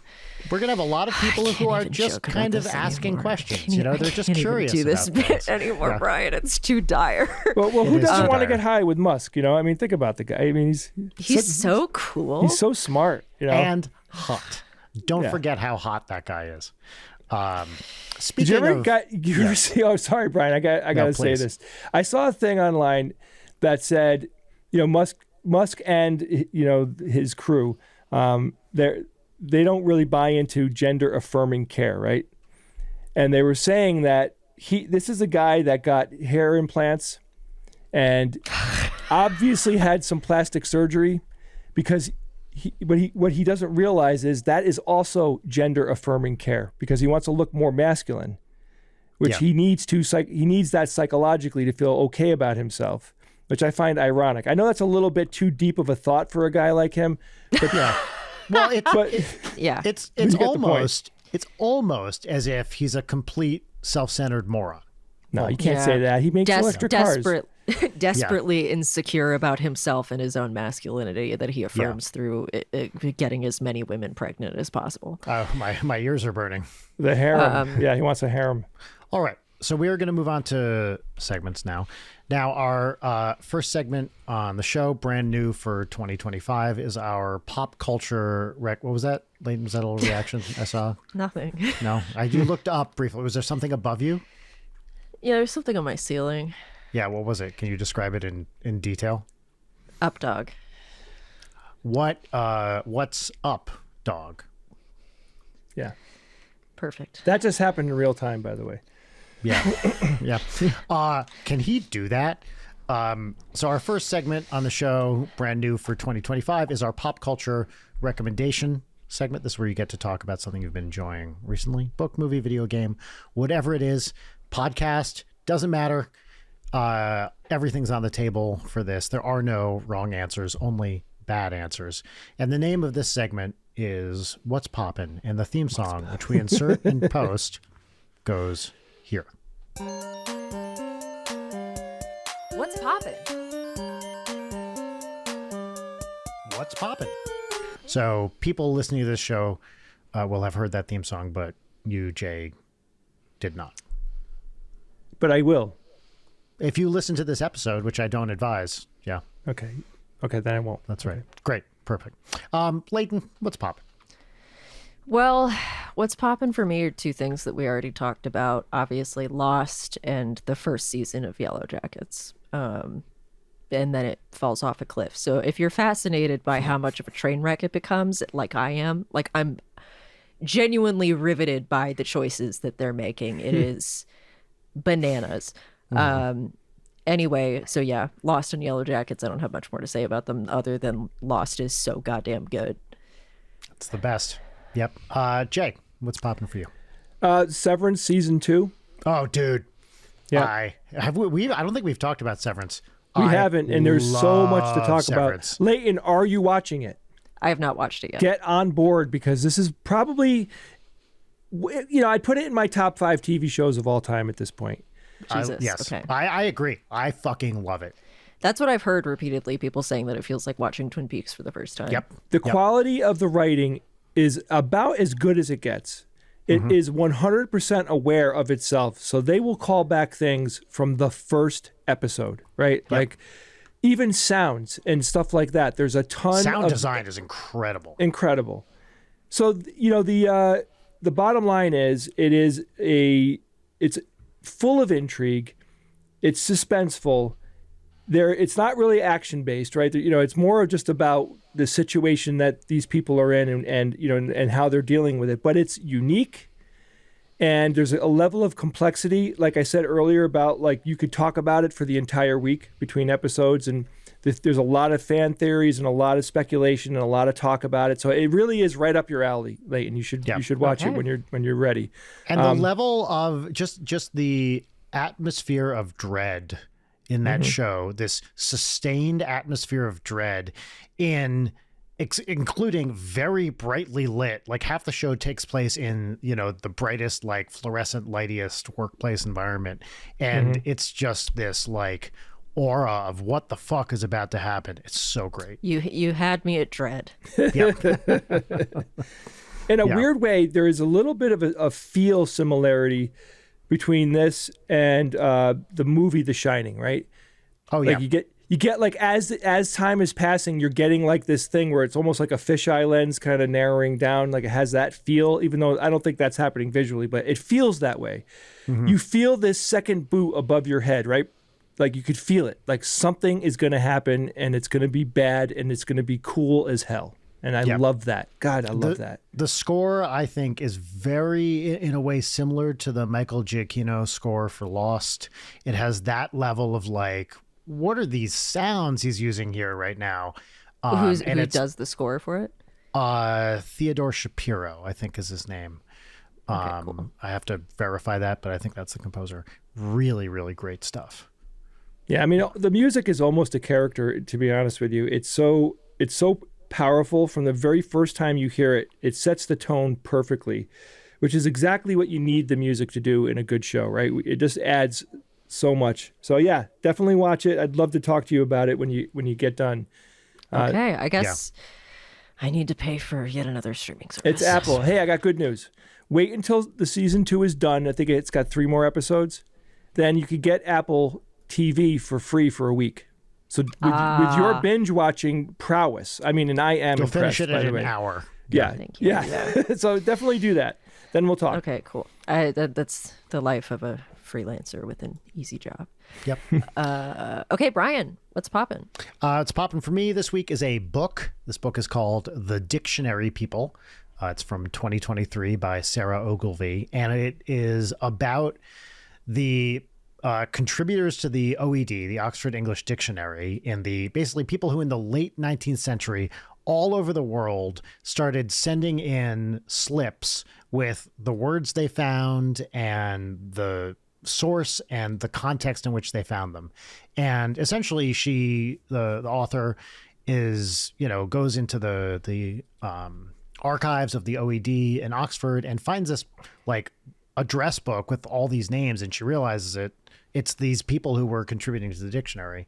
And it's just like going through who these people are and what words they found and what walks of life they were coming from. It's truly all over the world. There are people who are based in India and New Zealand, a lot of like Commonwealth type countries for obvious reasons, but also America and of course England, etc.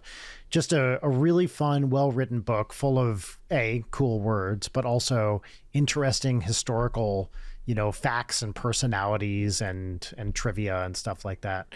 And it's also about, the creation of one of the all-time great reference works, the OED. So I really like the writing, and it's just like, holy shit. There's a guy who shows up a few times whose name is Charles Onions, where I'm like, whoa, what a name. Incredible name. What are some of the coolest words from this book for you? So I learned actually that who was the first person, the first recorded source, at least according to this book, to write down the word outsider, like they were an outsider. Huh. In English, right? Not something that would be English. Yeah, translated. this is all English words, and some of these words have been borrowed from other languages. But yeah, this I had no idea. I don't know. Jane Austen was the first person to write, and it was in a letter, not a book. The first person known to have written the word outsider was Jane Austen. God, I love her. How could she get any What cooler? the fuck? I know. And there were a bunch of other works. Chaperone also was a word that I believe Austen is the first person known to have written. Damn. And of course, this doesn't mean she's the first person to use the word. Clearly, it's around and being spoken for a long time. But yeah, the first recorded source, at least according to the thing I'm reading right now, which I have not fact checked, is Austen. And there are other words that I just read. It's what's the word? Abecedary. It goes in ABC order. Okay. I think the word is abecedary. So it'll be like, I forget what some of the letters are, but I just read the P is for pornographers section. And because interestingly, in the early days of the dictionary, you're in Victorian England, and there are anti-obscenity laws. So what do you do if you're writing supposedly a catalog of English words? What do you do when you get to quote unquote obscene words? You spell them differently. Well, you can't, right? Because that's not what they are. And so this guy, James Murray, who was the guy, who was really in charge of everything, decided to just do it, to print the words. But there was one guy, and I can't remember this guy's name, Ellis maybe, who was famous for having a truly huge collection of pornography in Victorian England. And I think he wrote, I'm trying to remember the name of it, something that has been reprinted since, called My Secret Life, which I think was published under a pseudonym, but is widely considered to have been written by him, which is about a guy going to brothels in England in the 1800s, like this huge tome, which is just I think I own that book. Yeah, apparently it's very well known. I'd never heard of it. And has a lot of like words that, now are cited in the OED coming from this source. But yeah, had this collection of porn that he would bring his friends over, and he had a separate house for it, if I understand correctly. And they'd go to his place to look at his porn, and just bro stuff, looking at porn together.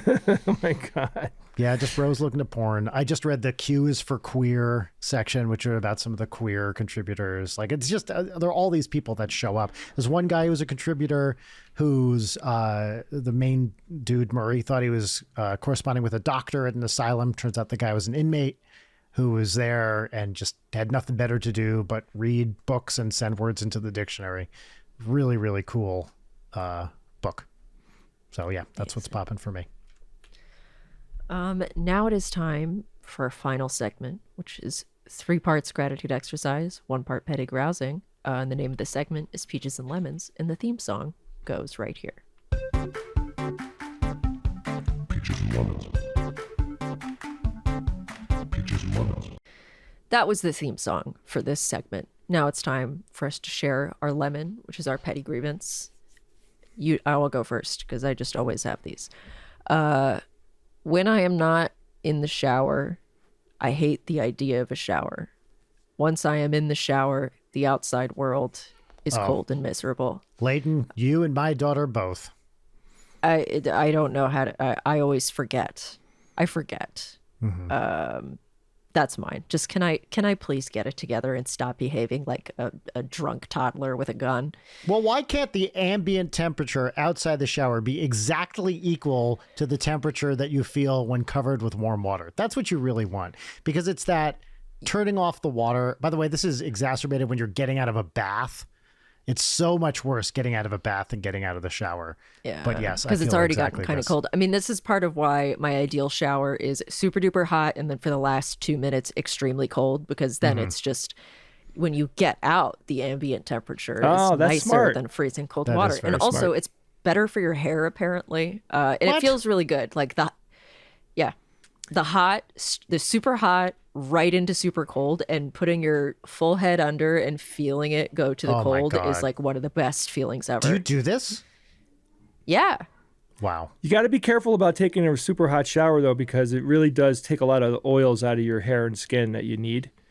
So I only let myself go hot, like maybe once a week. That's fair. I in the summer, I do primarily cold shower, like as cold as I can get it. Yeah, I know you're supposed to go Never quickly. Never thought I would be a cold shower or a morning person, but here I am. Yeah. They say you're supposed to get in and out very quickly, right, for the oils thing. But I just have so much work to do in there that it's very hard for me to take a shower that's anything less than 45 minutes.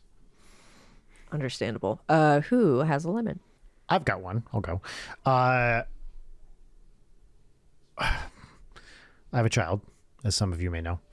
Really?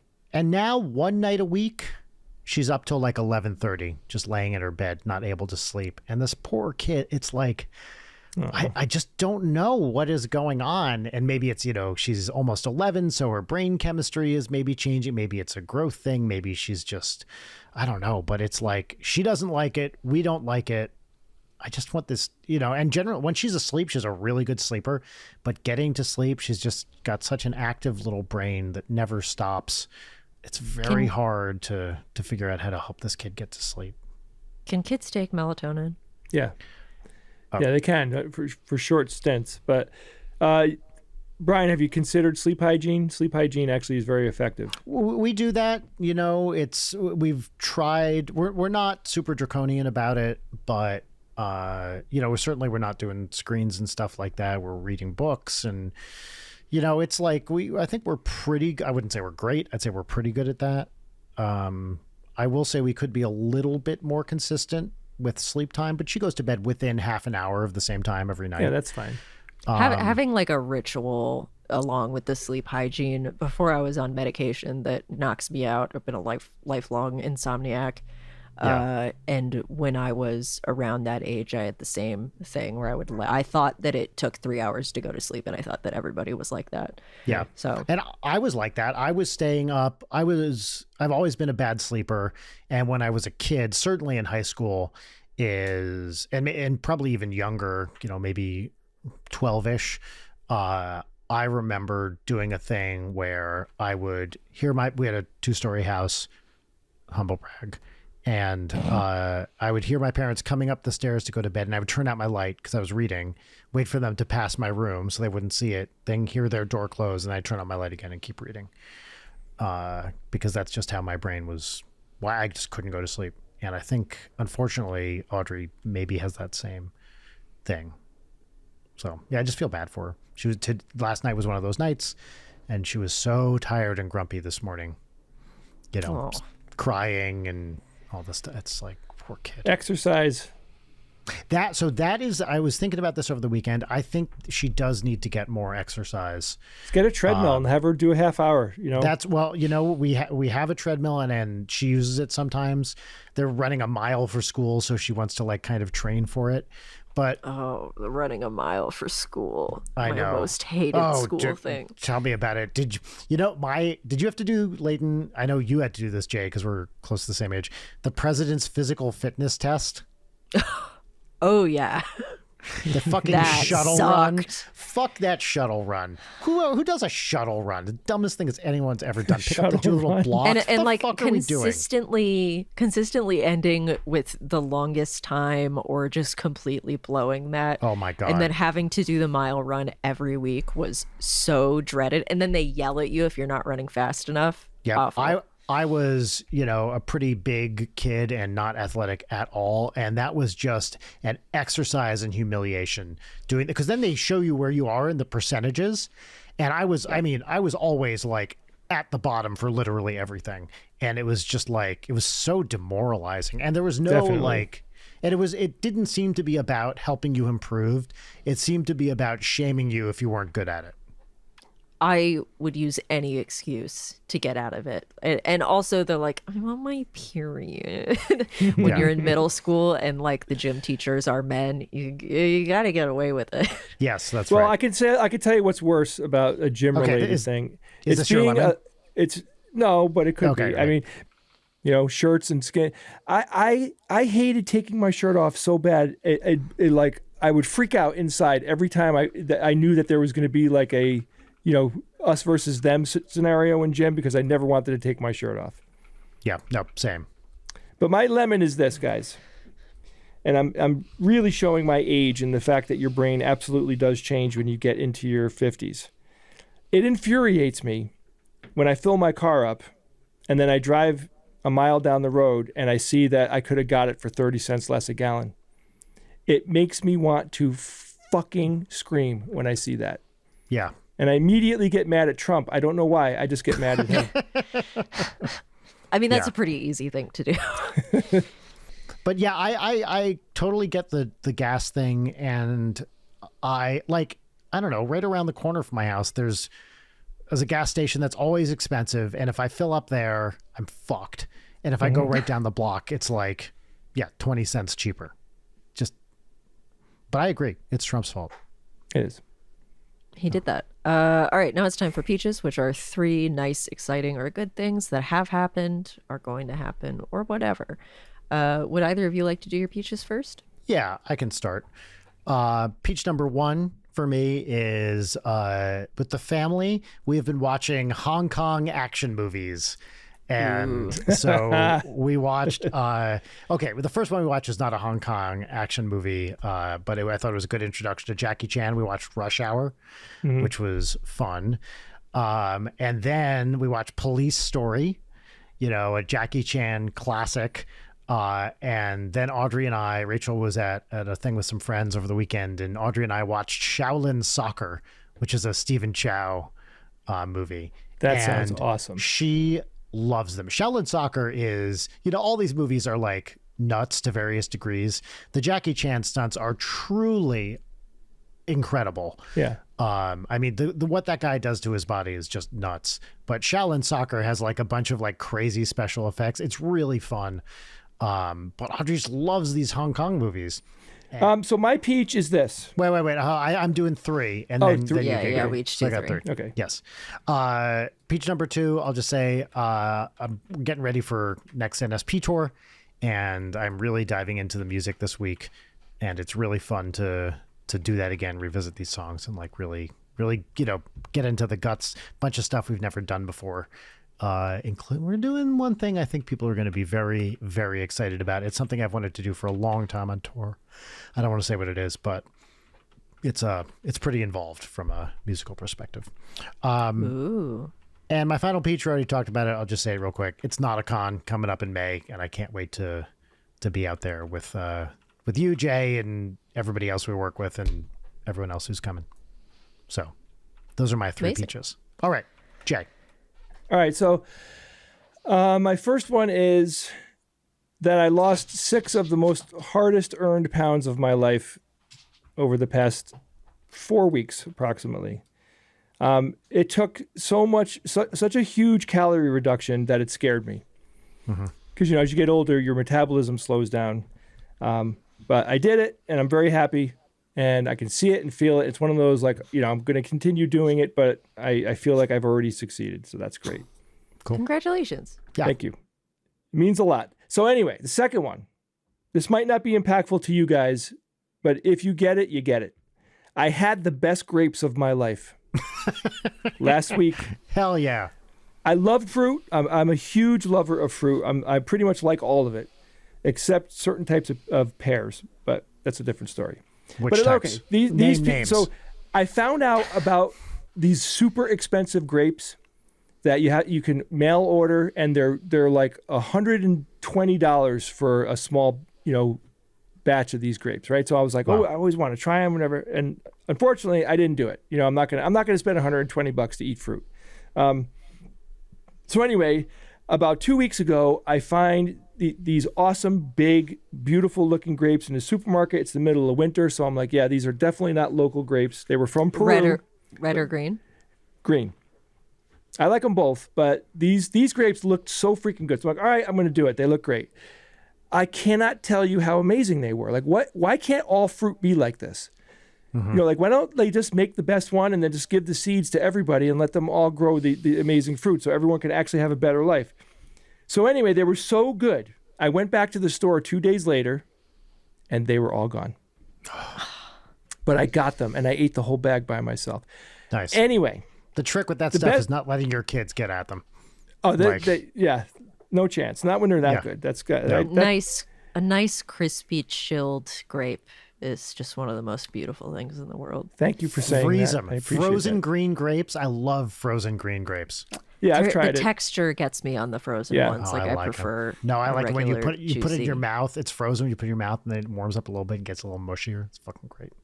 I mean, that's like when you're cutting a mango and you get down to the pit and it's got all the most delicious part of the mango of it, and you just gnaw it until it's gone. And then you get over your mango sink. in between your teeth, and you have to go floss because you've been like gnawing on that mango pit. Yeah. Yeah. I've eaten so much mango. I've eaten so much dried mango at one point that I did get sick from it. Oh my God, dried mango is so fucking good though. The best I ever had is from Costco, just so you know, in case you're hunting for it. They have the because best. there are multiple kinds of it, but the best is when like the middle of the strip has a lot of meat and give on it. Absolutely right. Yeah. And also like a good pineapple, but you have to stop before the point where it burns your mouth. Have you ever heard of a sugar loaf? What is a sugar loaf? All right, prepare yourself. So I went to Hawaii with my family, 3-4 years ago now. And we were on we did all these day trips, right? You go and you get into a tube and you go down waterfalls, whatever. We try all this fun stuff. So one of the tour guides, as they were driving us on the bus back to get our stuff, was saying, and if you haven't had one, go get yourself a sugar loaf. They're a native pineapple to the island. They don't allow, when they give them to you, they don't give you the tops because you could regrow the pineapple if you have the pineapple top. So we got one. And I mean, how do you describe an amazing piece of fruit? I tried before and I feel like I failed. The bottom line is it is an order of magnitude better than regular pineapples. I don't know what they did. It was definitely selectively bred. There is no inner core. You eat the whole thing. What? It has a higher sugar content and a flavor that I can't describe. Unbelievable. Unfreaking believable. And again, it looks a lot whiter. Yeah, it has much whiter flesh. Good stuff, guys. Try one if you can. You can mail order them. Okay. $16? They're 60? 16. 16? That's not a lot. I'd pay that for a pineapple. Yeah. Yeah. All right. So the best thing that I've done and that I'm very happy about is I got my wife a very cool birthday present. My kids love the Hunger Games movies.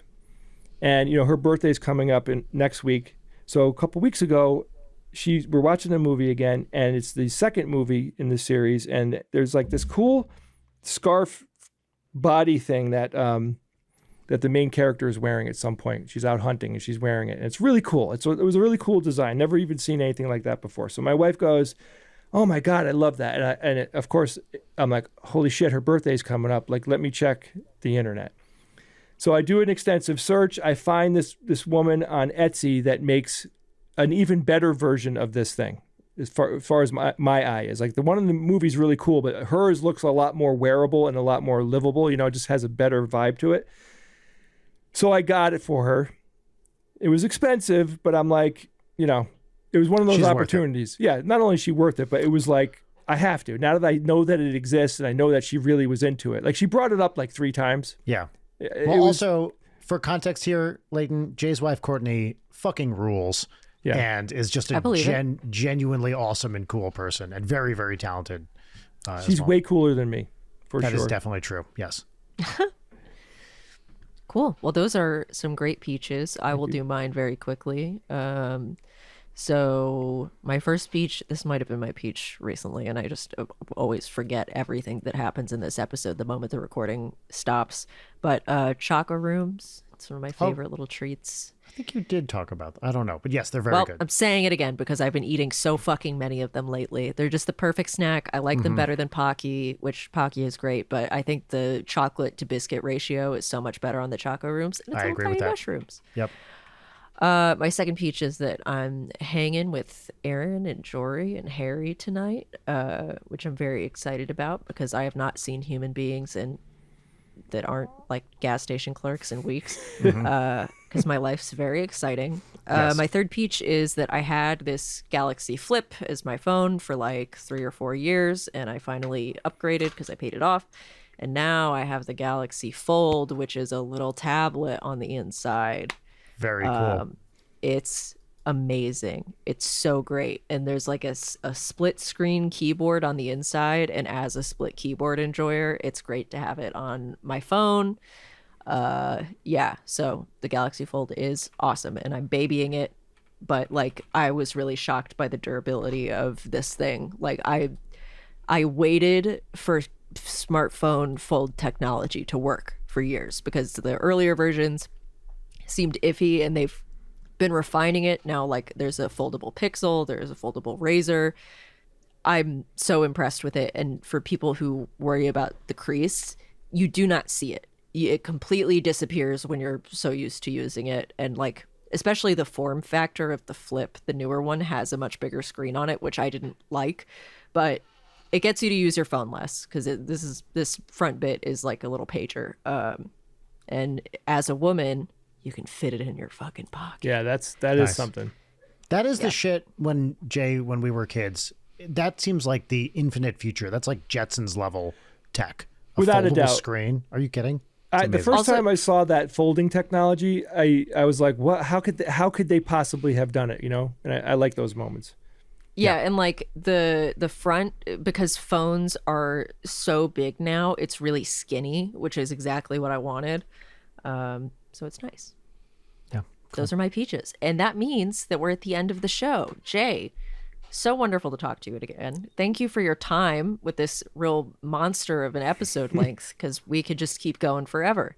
Yeah, absolutely. My pleasure, guys. I had a lot of fun, and I learned things, which is important. Yep. Yay! Always. I guess having fun is the ultimate goal of this show. And we had fun too. So Jay, if people want to check you out or follow you on things, where should they go? You could go to theskepticsguide.org. We're also on Facebook. You can look us up under the Skeptics Guide. We're on YouTube. You could also look up Skeptics Guide. And Notacon, the website is notaconcon.com. I'm still angry at my tech guy for picking that name. Notaconcon.com. I don't know. So, I don't know if anyone even finds it. notaconcon.com. Yes. Yes, it is. And truly one of the more unhinged URLs available. But we got it, baby. Nothing like it's ours. Bluetooth rangeextender.com. Oh, well, I think we didn't renew that one, but I could be wrong. No, we didn't. Thanks for having me on, guys. You guys were a lot of Yeah, fun. of course. Yeah, dude, anytime. Thank you for being here. Parting words. We have to go back. Oh, wow. Okay. Yeah. Great. To Notacon. To Notacon, and also to whatever the next episode this is, maybe, who is drugged right now on hydrocodone. She's very high. She says goodbye also with her tongue out. Cool. All right. Bye, everybody. She wants out of my arms so badly. Goodbye. Bye.